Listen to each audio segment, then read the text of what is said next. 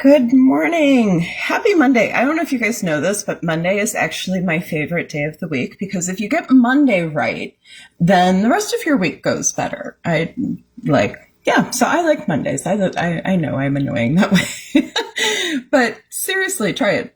Mondays aren't so bad. Anyways, welcome back to the aquarium. I have a story for you today that I think you're going to like. It is how to stop murderers with donuts. True story. So this goes back again to 2020 on the streets of Portland. Love Talks, the organization that I was working with my friend Linda. And we were set up on the streets of Portland in a sketchy part on the edge of downtown. And we were having parties for unhoused people in the evenings. Most nights there we'd set up a kitchen. We'd have, excuse me, tents with lighting and places to sit, charging stations. We had art, places for people to just rest, rugs. Like we tried to make it look nice. So that's what was happening. This was Linda's baby. And of course we're on the streets. It's not safe. Not everybody there is okay or up to any good.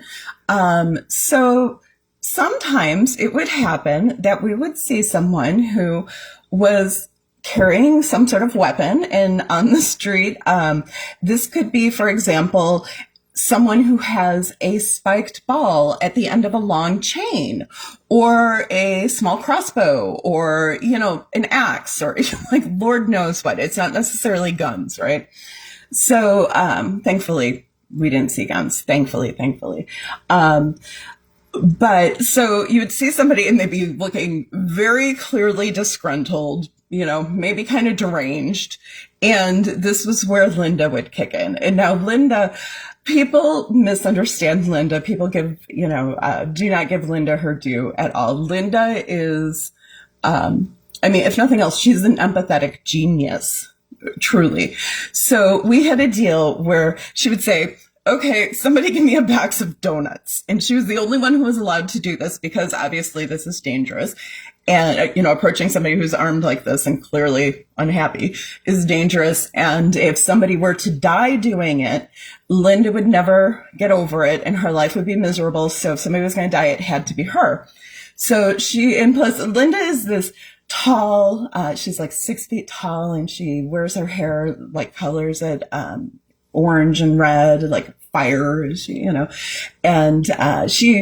was, when she was young, before she had children, she did modeling. She was, she's beautiful. And so she would take a box of donuts and sometimes she would even be wearing a dress. She tried to, she wanted to look nice for her guest at the gathering.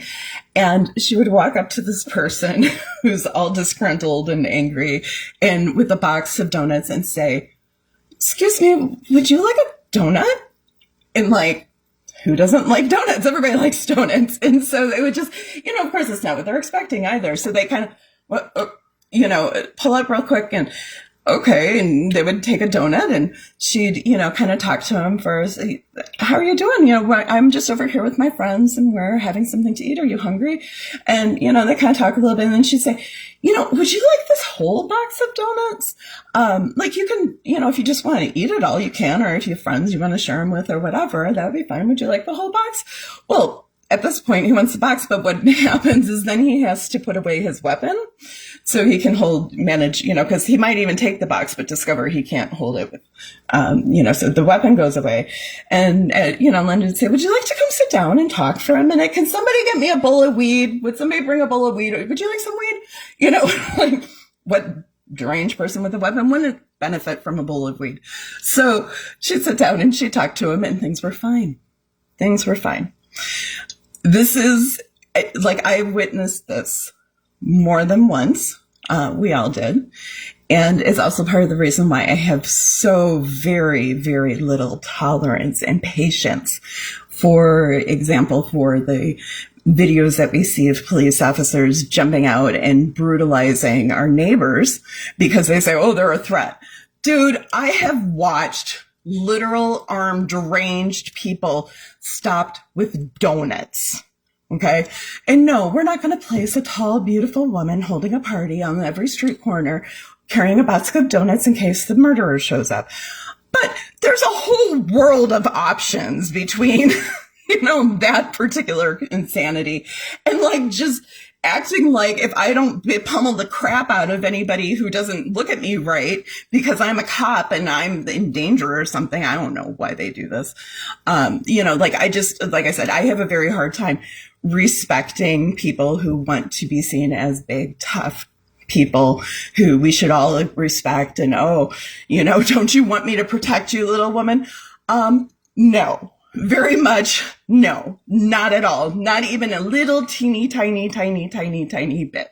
At no point in all of my adventures, which include, more than one encounter with some deranged, probably coked up person with a weapon, not once would the situation have benefited from somebody who was seeking to engage in aggression, in dominance, in control, none of it. And yet every time all of us got out safely, every time.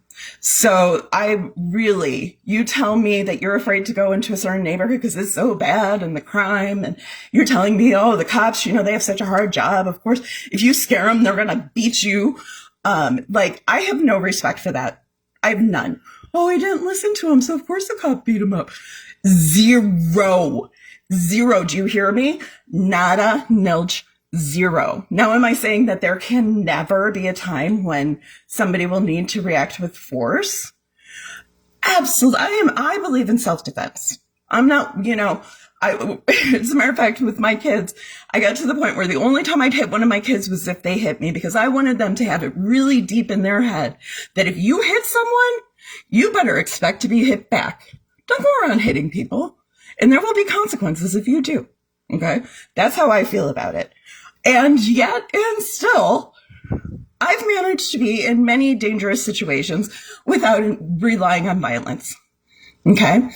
So anyways, that is my crazy story and also my pontificating against the stupid myth of redemptive violence that saves us all.